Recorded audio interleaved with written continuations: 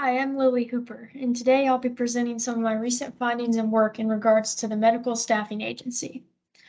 Over the past weeks, I've been tasked with helping to find answers to this simple question: how can the Medical Staffing Agency prepare for influenza season?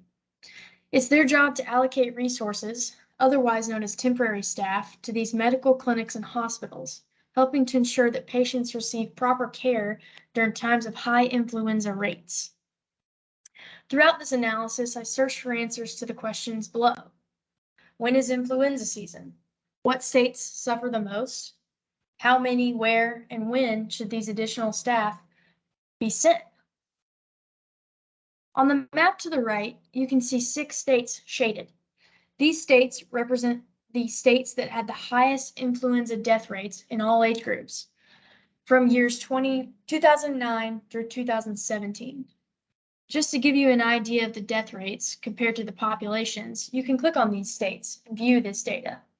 For example, we can click on California and we can see the corresponding deaths as compared to the population. Same for Texas, as well as Florida. An important question for the Medical Staffing Agency is, when should additional staff be sent? It's important to understand when this influenza season exists. I think we could all agree that when we think of influenza season, we think of winter, or at least I know I do. I wanted to use this influenza death rate data to prove this hypothesis. But before we dive straight into when influenza season occurs, I want to speak towards the relative importance of this question. It's imperative to understand why careful planning needs to take place. On the far left temporal graph here, you can see that the amount of influenza tests or samples collected has increased significantly from years 2010 to 2015. This could likely contribute to more staff being needed in the various U.S. states. The rightmost bar graph shows total deaths in every state monthly. As you can tell, our initial thoughts are correct. Influenza deaths seem to occur the most from December to March, indicating that winter is in fact influenza season.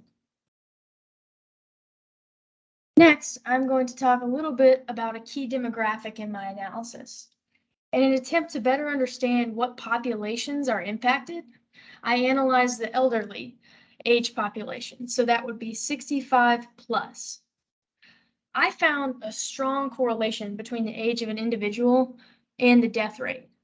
So the higher the population age 65 in a given state, the higher the death rate. And you can see on the chart to your left here. To acquire a more individualized view, you can click a state on the right to see the corresponding total deaths compared to the number of individuals age 65.